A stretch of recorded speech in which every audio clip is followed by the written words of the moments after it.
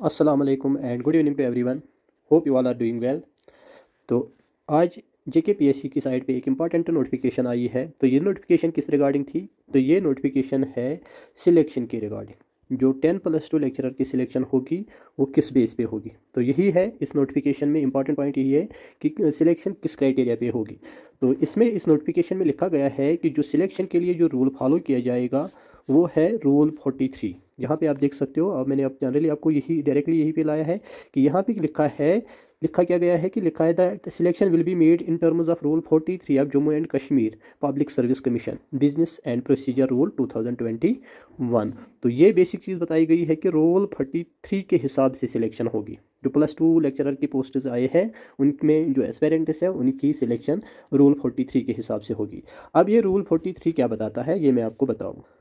जो रूल 43 है जेकेपीएससी का, तो उसमें ये लिखा है कि selection made on the basis of a written examination followed by an oral test, interview, personality test and viva. तो इसमें क्या लिखा है कि पहले रिटन एग्जाम होगा। 43 रूल यही बताता है कि पहले रिटन एग्जाम होगा, रिटन एग्जाम के बाद क्या होगा, ओरल टेस्ट होगा, ओरल टेस्ट के बाद जो इंटरव्यू या पर्सनैलिटी टेस्ट होगा और वाइवा होगा। तो ये कुछ इसमें जो प्रोसीजर्स है वो फॉलो हो जाएंगे।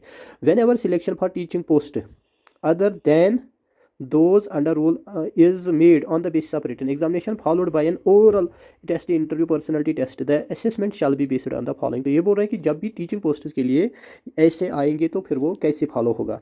तो टीचिंग पोस्ट के लिए या हम कह सकते हैं कि +2 के लिए क्या फॉलो होगा। तो रिटन एग्जाम में टोटल 78 पॉइंट्स होंगे। अगर जो पेपर 120 मार्क्स का होगा या इससे कम या ज़्यादा होगा या 100 मार्क्स का होगा तो उसको कन्वर्ट किया जाएगा 78 पॉइंट्स में। उसके बाद जो वाइवा होगा, जो इंटरव्यू होगा, उसके रखे हैं इन्होंने 12 पॉइंट्स। तो इंटरव्यू के रखे हैं 12 पॉइंट्स जैसे आप देख रहे होंगे। तो इंटरव्यू में क्या क्या करना है कि डिमॉन्स्ट्रेशन के 5 पॉइंट्स रखे हैं और इंटरव्यू वाइवा के 7 पॉइंट्स रखे हैं। ये अच्छे से यहाँ पे क्लियर करके रखा है। तो डिमॉन्स्ट्रेशन का क्या मतलब है कि वहाँ पे आप वो कोई टॉपिक चूज़ करेंगे तो उसके रिलेटेड आपने एक प्रेजेंटेशन देनी है। तो ये दिखा रहा है कि एग्ज़ाम में 78 पॉइंट्स होंगे, 12 पॉइंट्स होंगे इंटरव्यू वगैरह के। तो 12 पॉइंट्स कैसे डिवाइड होंगे, 5 पॉइंट जो है वो डिमॉन्स्ट्रेशन के होंगे और इंटरव्यू के 7 पॉइंट्स होंगे। तो ये कितने टोटल बन जाते हैं, ये बन जाते हैं हमारे 90 पॉइंट्स। तो इसके बाद जस्ट पोस्ट के लिए मिनिमम क्वालिफिकेशन मास्टर्स डिग्री होगी। तो उसमें फिर आगे क्या रखा है, आगे रखा है कि एमफिल के लिए 3 पॉइंट्स होंगे। तो जो एमफिल है उसके लिए 3 पॉइंट्स होंगे और पीएचडी के लिए 6 पॉइंट्स होंगे। तो 1 पॉइंट जो है वो होगा एनएसएस नेशनल लेवल 2 कैंपस के लिए। तो ओवरऑल ये बन जाते हैं टोटल 100 पॉइंट्स। तो ये था इसका ये 43 जो आज नोटिफिकेशन आई है। तो इसमें इन्होंने डिस्कस किया था कि एग्ज़ाम या सिलेक्शन क्राइटेरिया क्या होगा।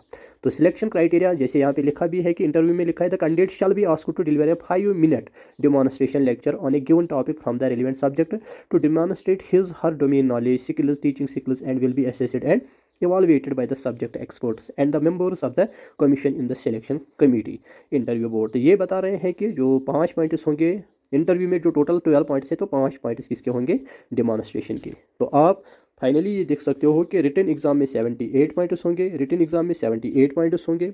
उसके बाद 12 पॉइंट्स ये जो है ये होंगे इंटरव्यू में मतलब वहाँ पे डेमोन्स्ट्रेशन के 5 है और बाकी जो है सिक्ल्स के वो 7 पॉइंट्स है। उसके बाद जो बाकी पॉइंट्स बच जाते हैं 9 पॉइंट्स उन्होंने रखे हैं, जिसमें 9 पॉइंट्स में क्या किया गया है कि इसमें 3 पॉइंट्स एमफिल के रखे हैं और 6 पॉइंट जो है वो पीएचडी के रखे हैं और 1 पॉइंट रखा है एनएसएस का। तो टोटल ये बन जाते हैं 100 पॉइंट्स। तो लास्ट में आपके लिए एक इम्पॉर्टेंट नोटिफिकेशन ये है कि हमने अब इम्यूनोलॉजी का भी जो स्टडी मटेरियल है वो तैयार किया है। साथ साथ में हमारे पास जो अभी अवेलेबल है अप्लाइड बायोलॉजी का भी है, इम्यूनोलॉजी का भी है, हमारे पास रिप्रोडक्शन के रिलेटेड एक अच्छी बुक है, साथ में हमारे पास एनिमल बिहेवियर है और एनिमल टेक्सोनॉमी। अब हम आगे जल्दी से अब कोशिश करेंगे कि जो वाइल्ड लाइफ वाला पोर्शन है वो हो जाए। तो ये हमारा कंप्लीट। अगर किसी को भी ये नोट्स जो है या ये जो मटेरियल है वो चाहिए तो हमें व्हाट्सएप कर सकता है।